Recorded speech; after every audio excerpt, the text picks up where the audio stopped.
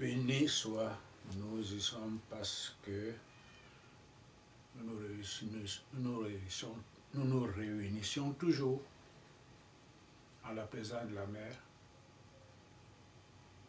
pour demander ces bénédictions constantes afin d'améliorer notre compréhension, pour que notre voie soit toujours et toujours éclairée par sa connaissance, afin de l'atteindre. Merci beaucoup pour cela. Qu'elle soit bénie. La dernière fois, nous parlions de l'action juste, l'enseignement du maître Sri Krishna à Arjuna, qui s'était découragé et refusa de combattre. Nous avions dit qu'il avait trois motifs pour son abandon, qui étaient causés par l'ignorance de l'homme ordinaire normal qu'il représentait et qui n'était que le symbole de notre humanité, en commençant par le soi réel actuel, par l'homme ordinaire actuel à notre époque. Arjuna le symbolisait. Nous avons bien parlé de deux types de personnes qui symbolisaient Arjuna.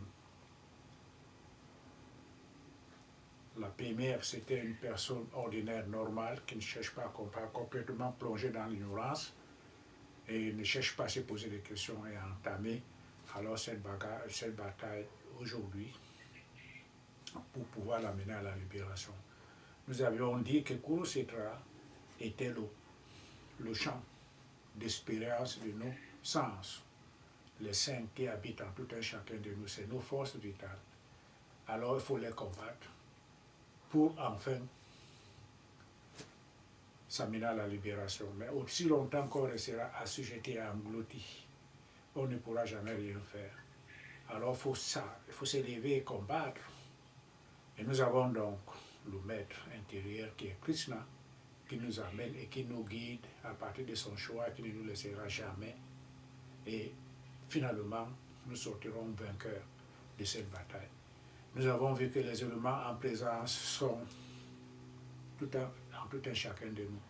Les deux principes, c'est le bien et le mal, représenté par le mal qui est représenté par les énergies démoniaques qui, autant de Kurukshetra, autant d'Arjuna, étaient représentés par le roi aveugle. Le roi aveugle ne symbolise que le corps humain, qui ne voit rien du tout, qui est complètement dénué de toute étincelle divine. C'est ça qu'on appelle le corps. C'est notre champ de bataille aujourd'hui que nous devons combattre. Et au temps d'Arjuna, il était symbolisé par le roi aveugle, Dhisharatra. Il était aveugle parce que le corps ne voit rien du tout. Il est aveugle. Nous voyons ce que nous ne devons pas voir. En somme, dans cette humanité, tout le monde est aveugle. Parce qu'elle voit ce qu'elle ne devait pas voir. Et ce qu'elle devait voir ne le voit pas. Nous avions développé cette attitude un peu très longtemps, que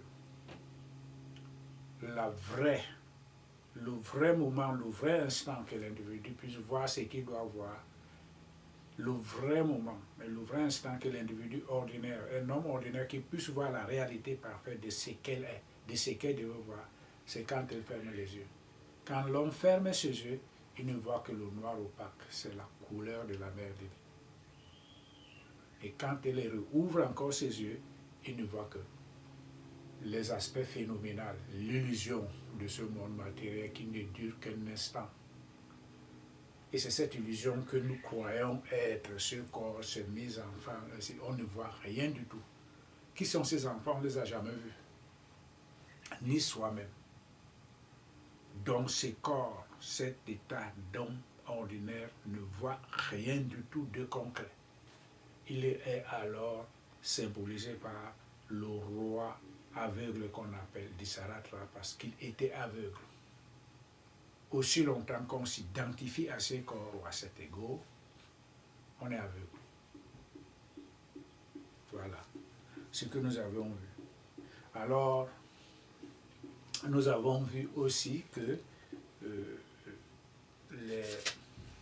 le découragement d'Arjun symbolisait aussi par son attachement au sens, à ces relations d'ordre physiologique, c'est mon père, c'est mon oncle, c'est mes aïeux, à ces attachements, cela symbolisait ça.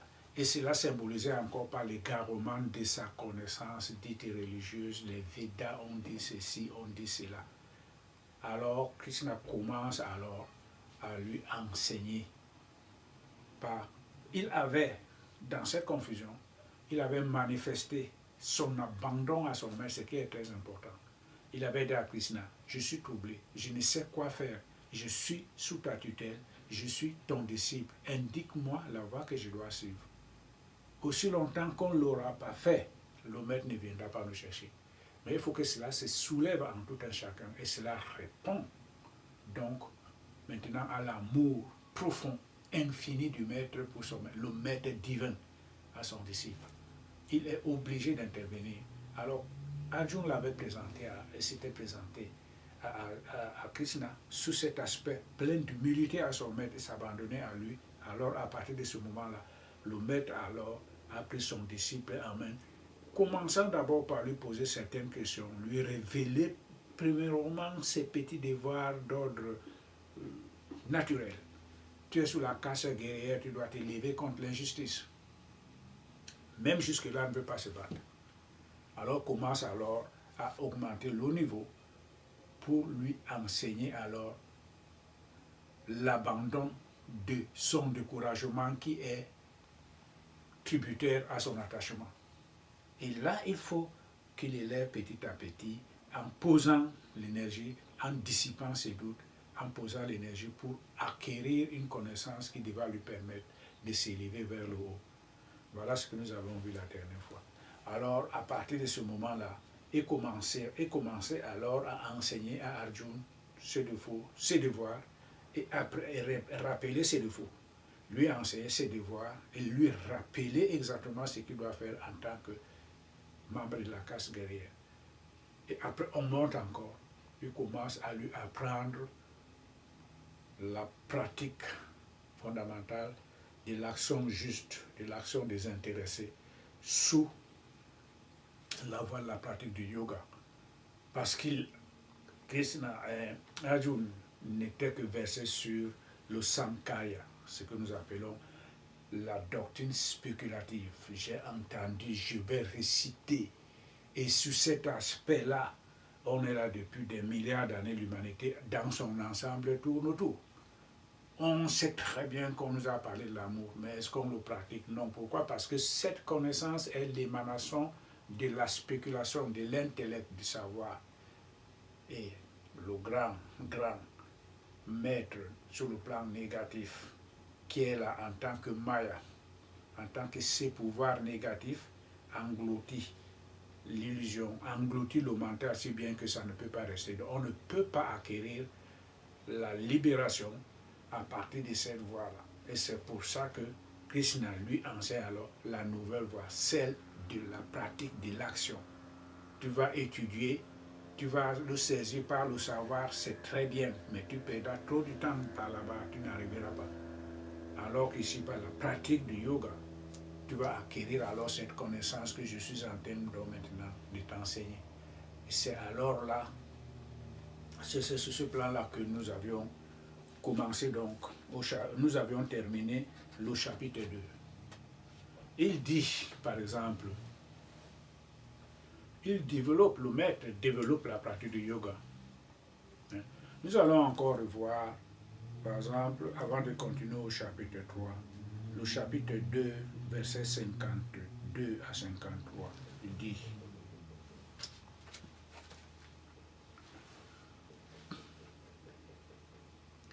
quand ton cœur aura échappé au piège de l'illusion, toutes les doctrines variées qui ont été exposées et celles qui le seront dans l'avenir te seront complètement indifférentes.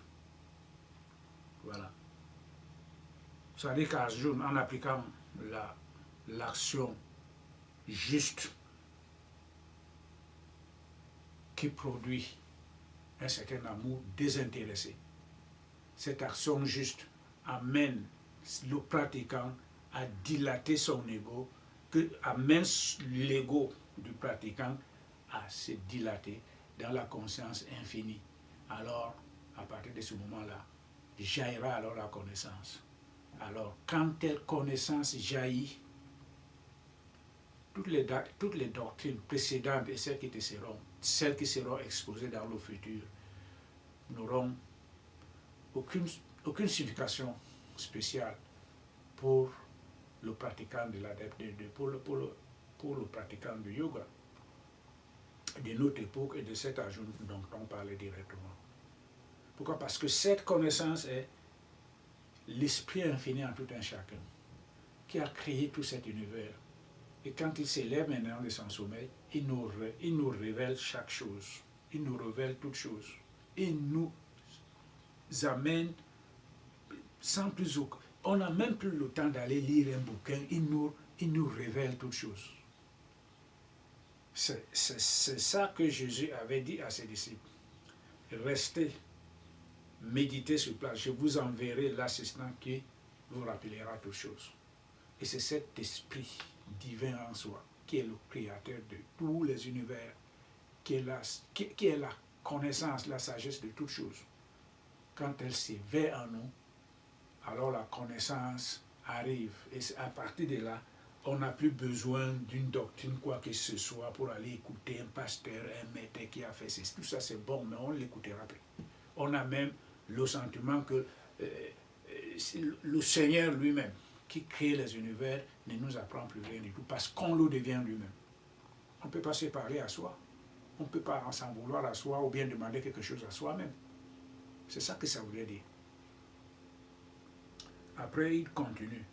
Lorsque ton mental libéré des Védas se sera fixé immuablement dans la contemplation, tu atteindras alors la consécration. Ça veut dire que à partir du moment où on va abandonner tous ces versets du Veda, tous ces rites, ainsi de suite, les interprétations particulières, ainsi de suite, ainsi de suite. Quand le mental sera libéré de ça, et quand c'est au jaillissement de cet esprit infini en tout un chacun. Donc, on revient toujours sur le même processus. La connaissance spirituelle ne peut provenir avant l'éveil de la conscience infinie. Il faut que l'éveil se prononce d'abord. Il faut que le soi à l'intérieur se réveille. Et à partir de ce moment-là, la connaissance arrive. Et c'est à partir de ce moment-là que l'esprit est libéré complètement des processus, des rites religieux, ainsi de suite, des viras dont il parle, Krishna ici.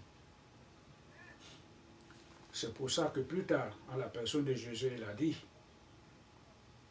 que, à moins qu'on naisse de nouveau, on ne peut obtenir le royaume des cieux. Le royaume des cieux commence d'abord par le royaume des cieux, ça veut dire que cette illumination intérieure, c'est ça que ça veut dire. L'illumination intérieure, l'éveil de cette conscience, c'est ça qu'on appelle le royaume des cieux. La réalisation de soi à l'intérieur, c'est ça qu'on appelle le royaume des cieux. Elle ne peut venir qu'après la naissance de nouveau. La naissance de nouveau veut dire que l'esprit en soi s'est élevé maintenant. Il s'est réveillé. Il est né. On naît d'esprit. Et c'est pour ça qu'il disait toujours que le vrai adorateur adorera le Père en esprit et en vérité. Alors si on ne l'est pas, si on n'est pas né en esprit, en nous et en vérité, on ne peut donc pas être le vrai adorateur. Les vrais adorateurs adoreront le Père en esprit et en vérité, parce que l'esprit seul est le vrai. Donc il faut toujours et toujours que nous nous souviennons de ça. Ici, Krishna pose les fondements de l'action juste, une œuvre désintéressée. On le fait par amour, un amour désintéressé. C'est-à-dire qu'il n'y a pas un principe d'égoïsme dans ce que nous faisons. Tout ce que nous le faisons pour l'amour du divin. Que nous voyons et regardons à la personne qui est en face, que nous sommes en train de servir. Au chapitre 3, nous allons développer donc maintenant qu'est-ce que c'est que l'action, d'où provient-elle et pourquoi elle doit être comme ça. Et pourquoi l'humanité dans son ensemble est-elle attachée à l'action injuste et inutile. Et c'est pour ça que tout le monde tourne en rond et elle finira par être engloutie, encore être absorbée par la mère divine qui a créé tout ça. Donc pour ceux qui s'élèvent donc maintenant pour la libération, doivent être distincts de cette action émanant de la nature et entachée réellement du mal. Et à partir du moment où nous suivons alors régulièrement au quotidien la doctrine de Krishna, son application au quotidien amène donc l'action individuelle à une certaine clarté, à une certaine lumière, à une certaine franchise de l'ego. Alors à partir de ce moment-là, ces actions sont identiques à celui qui les donne à tout un chacun de nous qu'on appelle le Maître suprême. Alors si ces actions sont directement liées au Maître suprême, alors les actions que nous ferons seront telles des sacrifices que nous faisons à la Mère divine. Si ce sacrifice n'est pas accepté, elle la jette, sans toutefois pour autant que nous encourons à un péché. Mais si elles sont elles sont conformes, elle les accepte. Donc ce que nous faisons, c'est comme un sacrifice. Tout acte que nous faisons au quotidien en fonction, sur aucun plan, sur tous les plans, sur le plan de la pensée, sur le plan du toucher, sur le plan de la vision, sur le plan de l'entendement, tout cela c'est des sacrifices que nous faisons à la Mère divine, mais il faut donc être identique à elle pour que cela soit acceptable. C'est pour ça que les grands maîtres, comme Ramakrishna disait, que le dévot a 3 sacrifices à faire. Premièrement, c'est son ego. Il faut qu'il s'identifie à l'esprit fini, qu'il est réellement. Alors cela révèle donc, à partir du moment où on a ce Kundalini qui s'éveille à nous, on s'identifie à la divinité. On n'est plus ce corps, on le sait. Quand il s'éveille, on est un maintenant avec. Et on commence à ressentir l'effet du second sacrifice. C'est les énergies émotionnelles. Quand on pense à la Mère divine, on se met à pleurer. Quand il y a les larmes d'émotion qui coulent, on fait ces rituels, on lui lave les pieds, les mains, on sent une certaine réalité palpable qui est en train de vivre entre soi et la mère. Il y a les larmes qui coulent. Voilà. Ce sacrifice est accepté aussi. Et le grand maître Ramakrishna disait que ce n'est pas tout. Il va falloir que le 3e sacrifice soit accepté. On est déjà libéré, mais pas totalement.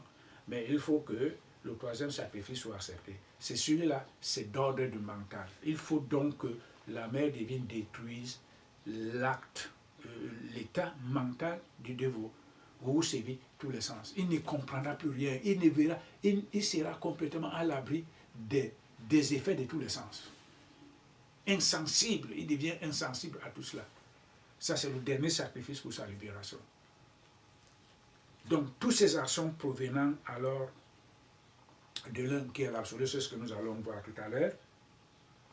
Il faut donc être le choix du maître, tel Krishna, qui élève la conscience vers le sommet pour mettre les paramètres autour pour que nous puissions arriver.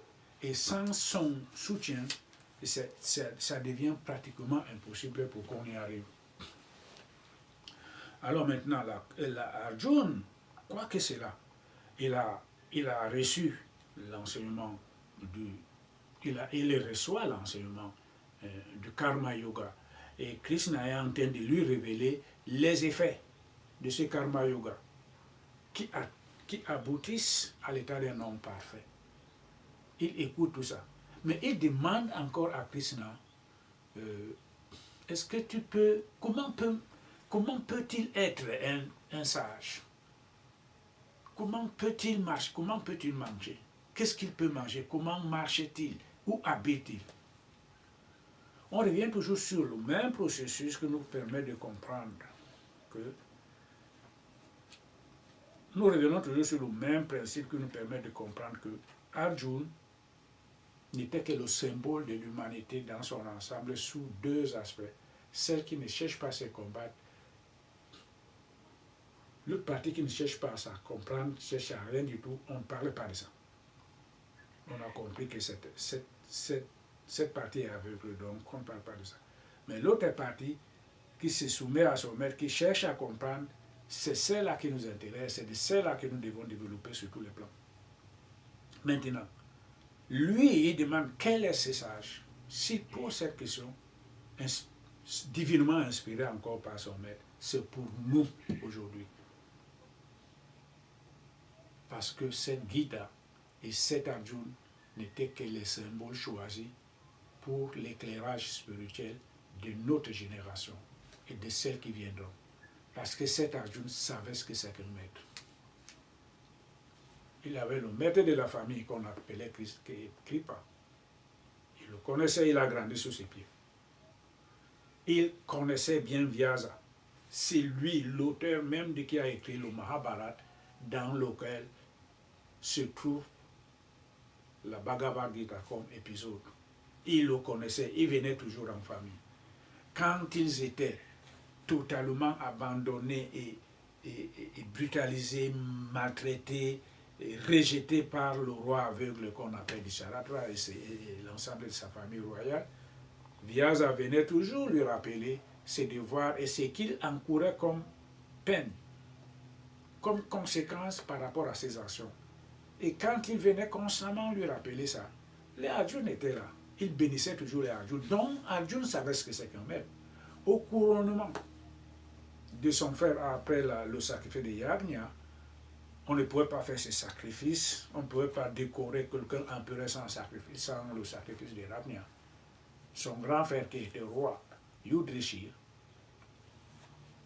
avait invité tous les rois de l'Inde. Et tous les sages de l'Inde étaient présents, y compris Vyasa. Arjuna savait ce que c'est qu'un maître, comment ils vivaient et comment ils étaient. Mais s'il pose encore cette question à Arjuna, à Maître Krishna maintenant, c'est pour notre intérêt. Comment doit être ce sage? Nous allons encore relire, par exemple, le verset 54. On lui rappelle toujours le verset 54 dans le même chapitre 2. Il pose la question, quels sont, ô Krishna, les caractères de l'homme sage et consacré, fixé dans la contemplation et confirmé dans la connaissance spirituelle? Que pourrait enseigner un pareil sage? Où pourrait-il demeurer?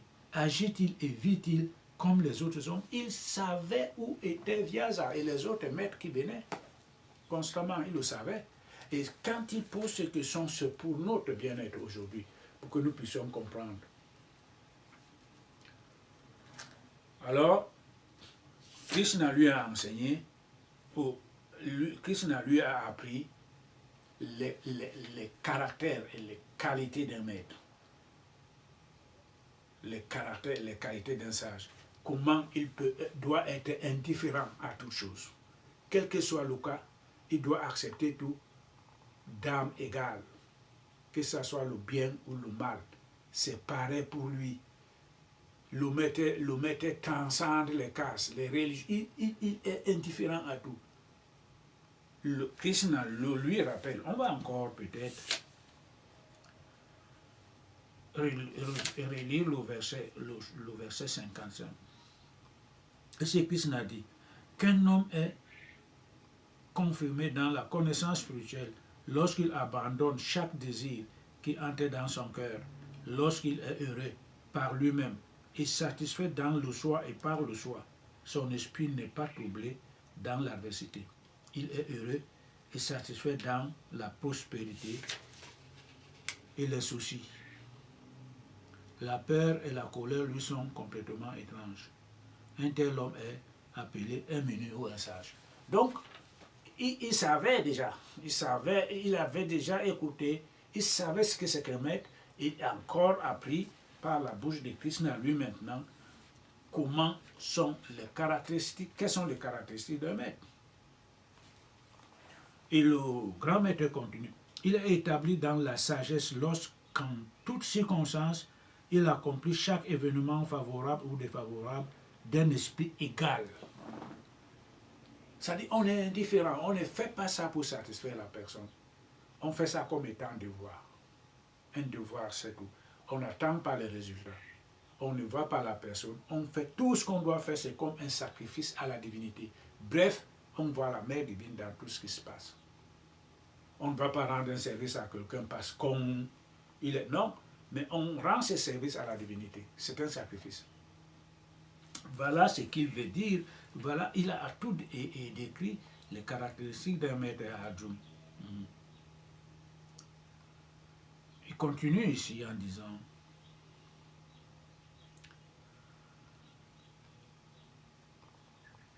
lorsque, pareil à la tortue, il peut replier tous ses sens et restreindre leur fin, sa connaissance spirituelle est définitive. C'est-à-dire que quand une situation, par exemple, arrive, où il n'a pas de moyens pour payer le loyer, ainsi de suite, il ne va pas s'alarmer, il ne va pas prendre le téléphone, il restreint tous ses sens. C'est comme si tout cela n'existait pas. Il ignore ça. C'est l'abandon total à la divinité. Il est connecté avec elle. Il n'y a plus rien qui puisse lui faire peur. Il est au-delà de la peur. Il est au-delà de l'affection, des afflictions. Il est au-delà de tout ça. Oh, j'ai besoin de ceci, il va falloir que j'ai ça. Si ça vient, c'est bon. Et quand il n'a pas ça, il restreint. C'est-à-dire que comme s'il avait reçu ce qu'il attendait, il ne se lamente pas. Il est là tranquille.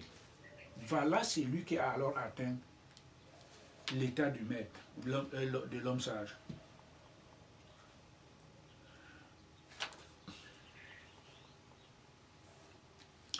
Au verset 60, les organes et les sens sont fougueux, entraînant violemment le cœur, fût-ce même celui d'un sage, qui lutte pour la libération et la perfection.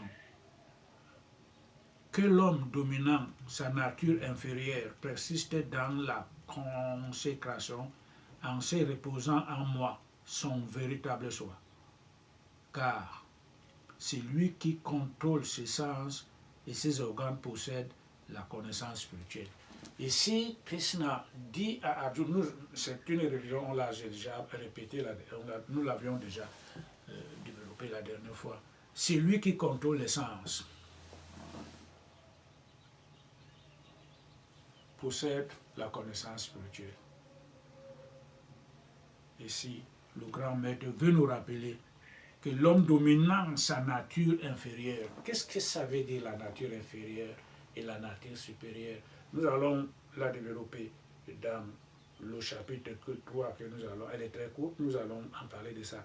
Mais nous nous rappelons toujours qu'au processus de la création, tout est basé sur la dualité. S'il y a le bas, il y a en haut. S'il y a l'extérieur, il y a l'intérieur. Ici, Krishna nous fait comprendre que l'homme dominant sa nature inférieure, la nature inférieure nous oriente vers quoi? La nature nous oriente tout simplement vers les activités de ce monde matériel. Ce que nous appelons dans la Bible les œuvres de la chair. C'est ça la nature inférieure. Les désirs, avec tout ce que cela entraîne. Les colères, les jalousies, on ne peut pas tout citer. En bref, tout ce qui est de nature matérielle relève de la nature inférieure de l'homme. C'est tout. Donc, c'est lui qui les domine, possède la connaissance spirituelle. On ne les fuit pas. Ils sont là, mais on ne les regarde pas. J'ai une belle voiture. Quand je vais dehors avec cette belle voiture, oh, les femmes me regardent.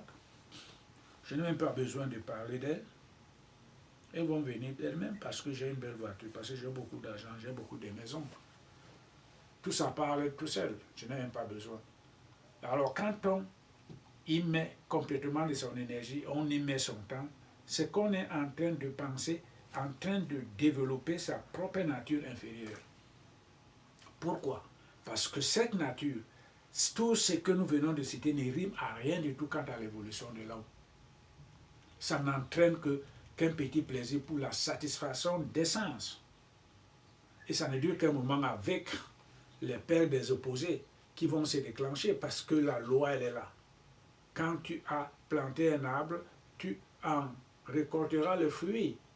Alors ce fruit ne peut pas être différent de ce que tu as semé comme plante.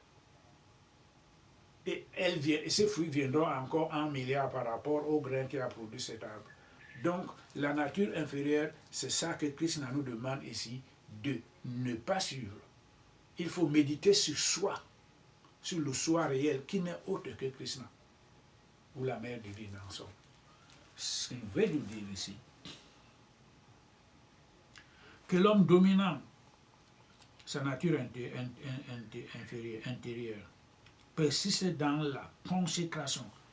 C'est-à-dire que chaque jour, nous devons méditer. Nous devons toujours, quand on a un temps libre, chanter les mantras en l'honneur de la mère. Penser toujours à elle. Rester toujours et toujours en connexion avec elle. On la respire, on la voit, on la touche partout. On sent qu'on est enveloppé. Et cet espace est envahi par elle, ou Krishna. Ce n'est que comme ça que nous pouvons nous échapper des emprises des sens qui entraînent l'humanité dans son ensemble vers la nature inférieure de l'homme. Donc c'est pour ça qu'il dit, il faut méditer sur moi. Moi qui suis ton vrai soi. Donc on essaie, quand on médite sur lui, on lui dit que c'est toi qui es dans ce corps.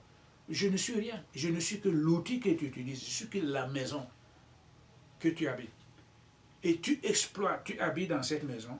Et tous ces exploits, toutes les activités commises au cours de la journée ne sont que produites par toi, mais développées et accomplies par la forme intérieure qu'on appelle la petite nature. Voilà. Le petit soi. C'est ce que nous allons développer encore tout à l'heure qu'on appelle le soi pensant, qui est inférieur au bouddhi. Le bouddhi, c'est le suprême qui dépasse. Le soi pensant, c'est l'état de la connaissance parfaite.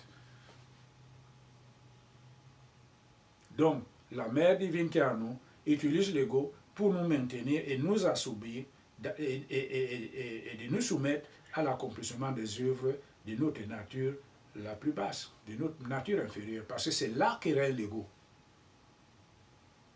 Donc, Krishna, qui est notre maître, qui permet en sorte que tout cela soit fait à partir de son ego, on lui dit alors que bon, s'il te plaît, grand maître, toi qui es dans ce corps, puisses-tu me permettre d'accomplir les œuvres nobles, puisses-tu donner l'énergie susceptible à ce que les œuvres nobles soient accomplies par cette forme d'âme. Puisqu'après tout, il devrait y avoir l'harmonie entre le haut et le bas, et l'extérieur et l'intérieur. C'est un jeu cosmique, tout simplement, parce que c'est la seule personne qui le fait. C'est la seule personne qui le fait. Et on voudrait qu'au-dessus, que s'exprime l'esprit pur, qui est l'accomplissement de toute perfection. Et qu'en bas, que sévisse l'énergie matérielle, avec toute cette négativité que nous trouvons ici.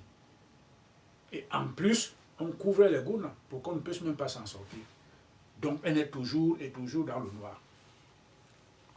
Voilà ce que nous avons vu la dernière fois.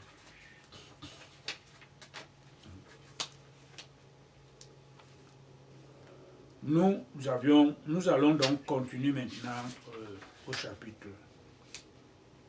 Le chapitre 3, verset 1.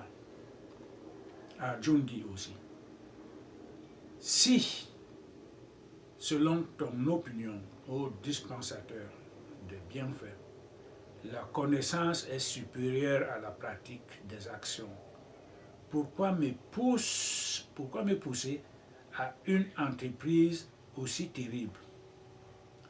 Les paroles qui me semblent ambiguës, tes paroles qui me semblent ambiguës troublent ma raison. Choisis donc la voie la meilleure pour atteindre au bonheur et indique-la moi clairement. Arjuna ici pose la question de savoir quelle est alors la meilleure voie à suivre? La connaissance ou bien l'action? Jusque-là, il n'arrive pas encore à comprendre que la connaissance ne se trouve pas dans un supermarché. Parce que Krishna ne lui a pas indiqué. Krishna lui parlait seulement d'atteindre le niveau et l'état de la connaissance pour devenir un muni. Il a décrit les qualités d'un maître. Il a décrit les qualités d'un homme sage. Il lui a dit comment il est et comment il vit. Il lui a fait comprendre qu'en appliquant la voie de la consécration par la pratique de yoga, il atteindra ce niveau. Il n'arrive toujours pas à comprendre. Il pose encore la question à Krishna. Indique-moi alors la voie de la connaissance, c'est là que je vais suivre. Qu'est-ce qu'on veut? Qu'est-ce qu'indique Arjuna ici? Arjuna indique seulement l'humanité dans son ensemble, dans un état d'ignorance. Cet état est le plus complet, c'est ça qui couvre l'humanité dans son ensemble. On a eu les grands maîtres. C'est Krishna, on a été avec lui.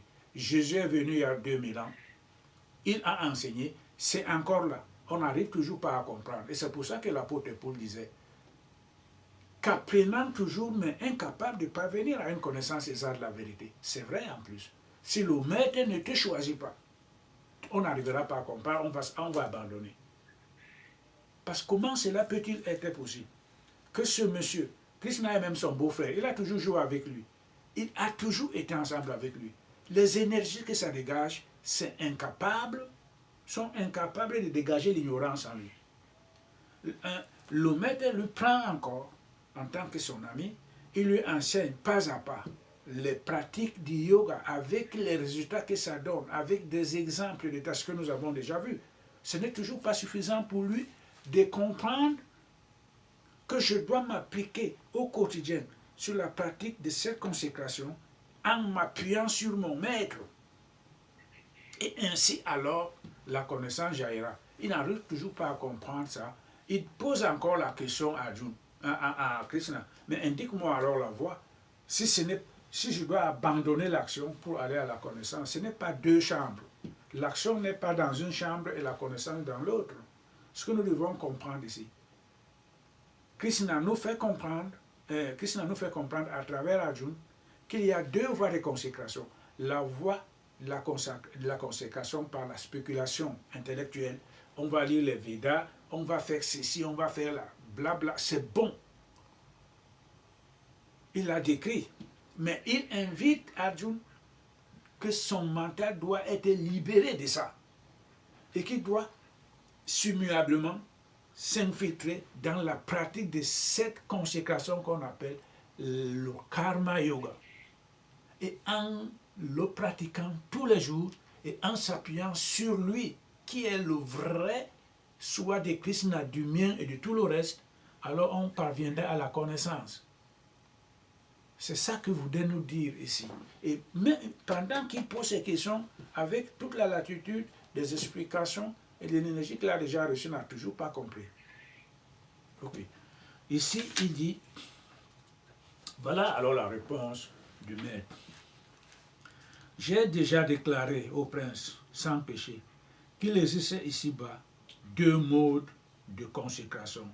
Celui des adeptes de la science spéculative appelée Samkhya, qui est l'exercice de la raison dans la contemplation, et celui des adeptes de l'école du yoga, qui est la consécration par l'accomplissement des actions. Voilà les deux voies. Et il a déjà invité, il le rappelle comme il dit.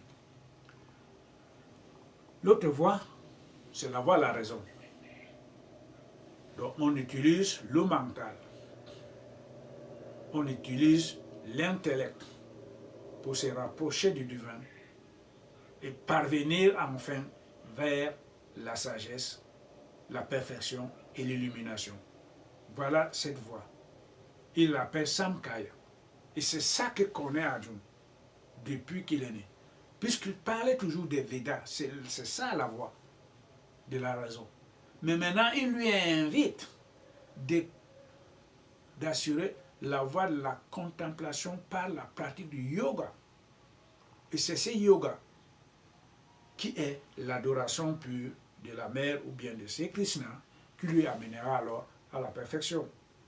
Et il lui rappelle, il lui a toujours dit ça. L'homme ne peut, verset 4, chapitre 3, l'homme ne peut se libérer de l'action en négligeant d'entreprendre sa tâche, ni atteindre au bonheur en s'abstenant de toute action. Krishna ici veut abandonner l'action pour aller directement à la connaissance. On lui rappelle non. Tu ne peux pas abandonner l'action. Il faut faire l'action pour aboutir à la connaissance. Mais cette action doit être juste et désintéressée. Ce n'est que par la pratique de l'action juste et désintéressée qu'on parviendra à la raison, à la connaissance et à la perfection. Et ce n'est que la pratique du yoga qui nous amène, parce que l'ego tend à se dilater vers la conscience infinie. Il n'y aura donc plus d'ego. On ne verra que l'image de la mère divine. On n'exprimera que l'amour divin devant tout un chacun et en tout un chacun. Donc, il n'y a donc pas l'abandon de l'action, il y a plutôt l'action juste à accomplir. Et nous allons donc atteindre ce niveau-là maintenant pour développer ce que c'est que l'action juste, d'où vient l'action et comment elle doit être faite. C'est là où nous allons. Donc, bientôt nous allons arriver à ce point-là. Tout être poussé, tout être porté involontairement à agir par les qualités provenant de la nature. Celui qui, tout en ayant maîtrisé ses sens et ses organes, demeure inactif mais laisse son cœur se préoccuper des objets des sens et appeler un faux dévot à l'âme égarée. Au chapitre 5, 6, ici, Krishna nous dit que tout être est porté involontairement à agir par les qualités provenant de la nature. Les qualités provenant de la nature sont trois. Il y a le sattva, la qualité libératrice, celle qui est en plein de dévotion, la qualité pure, de l'énergie pure. Il y a le raja, le moteur de l'action universelle. Le raja, c'est le moteur de toute action universelle, quelle qu'elle soit. Le raja. Et la tamasi, nous avions dit la dernière fois, c'est l'énergie démoniaque. Tout doit être là comme un lac, ça ne bouge pas tout à temps. Voilà. Quand les trois énergies combinent, synchronisent, le monde dans son ensemble est dans l'ignorance. C'est ça qu'on appelle les gunas. Ça couvre, on a déjà plusieurs fois développé. Les gunas couvrent le système universel ici dans le monde matériel. Le système solaire ici dans le monde matériel sont couverts par les gunas. Rien de bon, rien de lumière spirituelle ne peut y atteindre. Et nous avions encore dit que quelles que soient les facultés de l'évolution d'un être humain dans ce monde matériel, il ne pourra jamais transcender ces gunas et rentrer dans le royaume spirituel. Dès lors et lors que l'esprit n'a pas rené en lui. Parce que ce n'est que l'esprit qui traverse le gunas et non l'intellect. Et quand on se limite au niveau de l'intellect, son évolution devient horizontale. Ça va à gauche ou à droite, période. On ne peut rien faire de cela. Donc c'est ça qu'il nous dit ici, que cette action provient de la nature. La nature, en somme, c'est la mère divine. Pourquoi? Parce que ce qui est accompli dans ce monde, cela relève des énergies de la Maya, l'illusion, en somme. La conscience active qu'on appelle la mère divine, qui est en tout un chacun de nous, c'est elle qui distribue les rôles de tout un chacun de nous au quotidien. On va y asseoir, ce qu'on pense provient d'elle, ce qu'on accomplit provient d'elle, ce qu'on écoute provient d'elle, ce qu'on touche provient d'elle. C'est elle la nature. Et cette nature, appelée Maya, dans ce monde, a plongé le monde dans son ensemble à agir de la manière dont nous voyons aujourd'hui. Et cette Maya égare même le principe suprême qui est en tout un chacun. C'est ça qui est très très important de comprendre. Donc l'homme n'est pas l'auteur de son action. Ça, c'est une ignorance. C'est un concept purement enfantin de croire que mon action est indifférente de celle de l'action collective. Non, c'est faux. C'est lui qui a accompli, c'est la mère divine, ou Krishna en somme. Et c'est lui seul qui contrôle les résultats. Donc ce que nous faisons, nous ne sommes que les réservoirs qu'elle utilise. Si moi je dois être un robinet et la quantité d'eau qui doit couler à travers moi, c'est ça, c'est limité par elle. Je ne peux rien. Voilà ce qu'on nous dit ici. Et on nous rappelle encore ici par les Saintes Écritures que tout être est porté involontairement à agir par les qualités provenant de la nature. Voilà.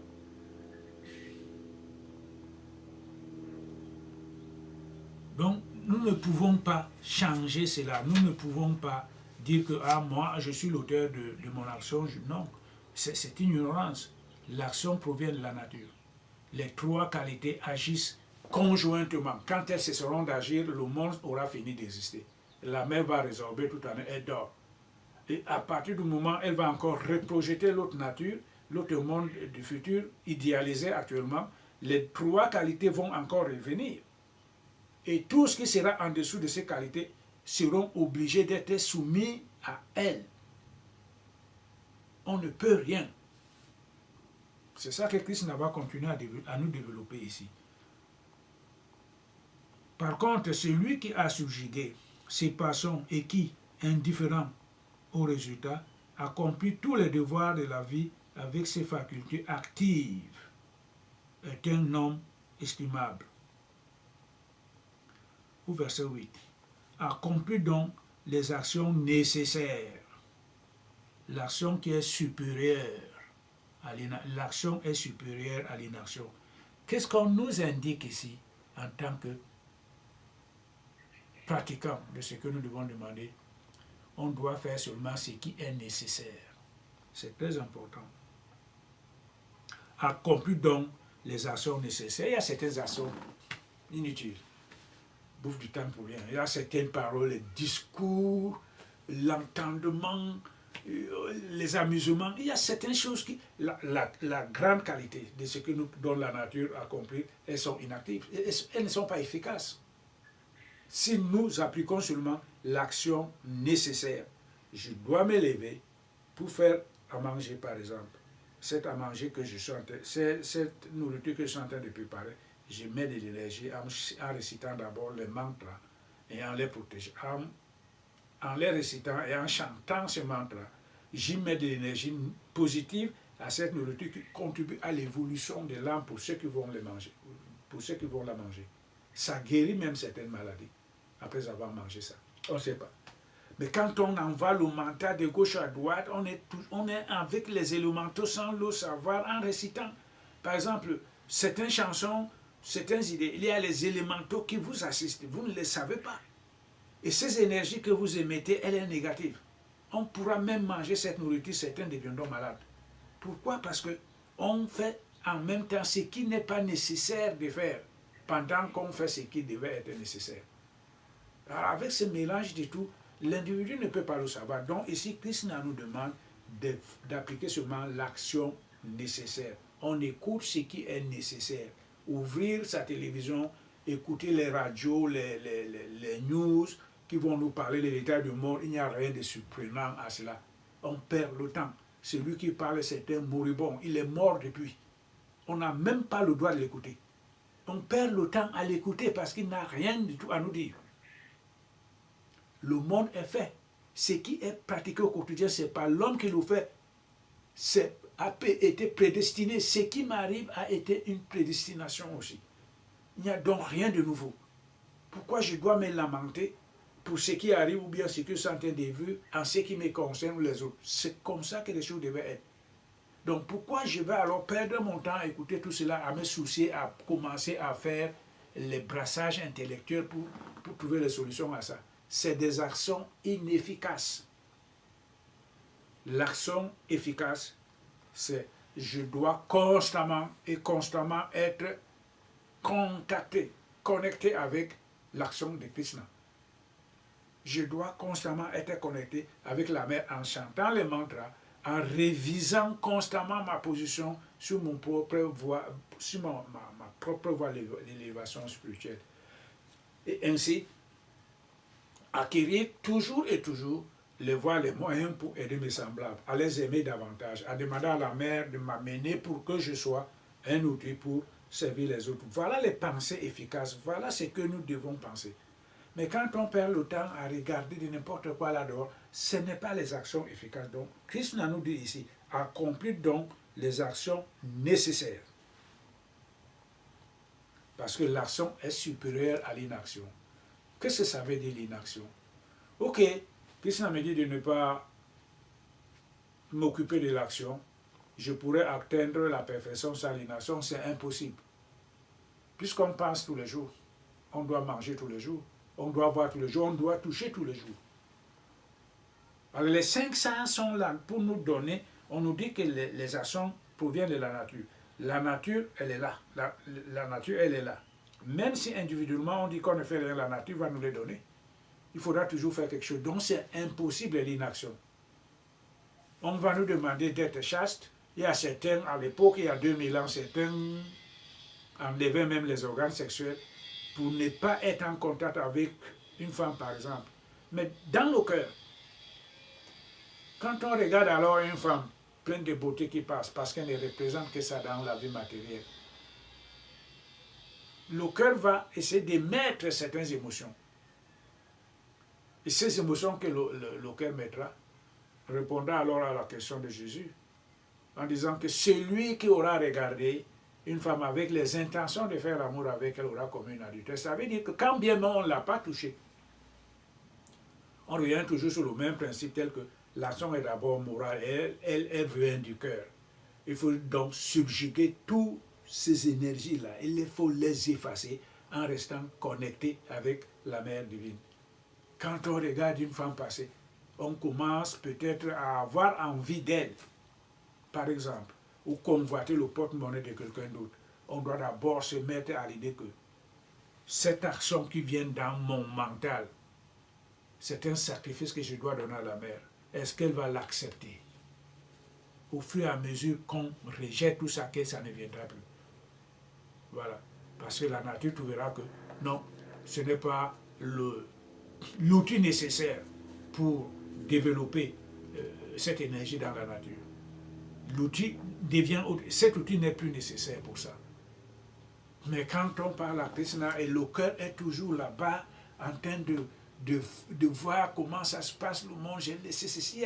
Quand on se laisse accabler par tous ces désirs, ça produit les actions inutiles qui ne sont pas nécessaires. Alors là, on ne pourra pas s'avancer. On ne pourra pas. Voilà. Tout corps mortel ne pourrait mener à bon fin son pèlerinage terrestre en restant inactif. Ça, c'est le verset 9. Krishna nous demande d'agir. On doit faire des actions, mais ces actions doivent être nécessaires.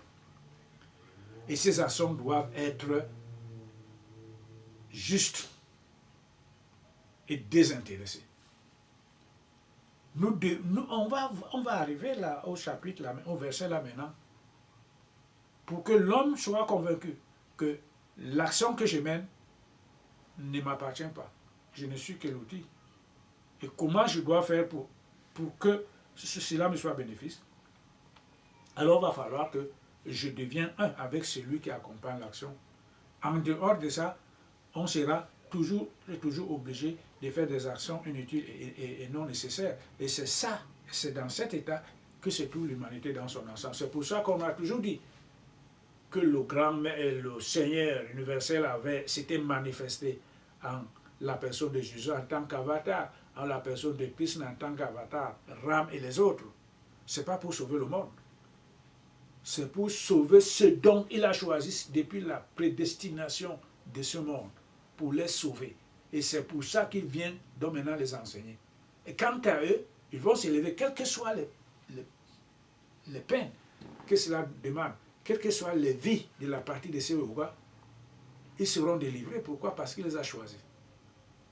La preuve, c'est qu'il avait choisi Israël. Et les gens aujourd'hui courent après cet Israël moribond matériel qui se trouve au Moyen-Orient. Ce n'est pas celui-là sur lequel ils devaient courir. Ils devaient courir plutôt vers l'Israël spirituel. Et pourtant, c'est écrit dans la Bible. Il est venu pour composer et sauver les 144 000 membres qui composent la congrégation ou Israël spirituel.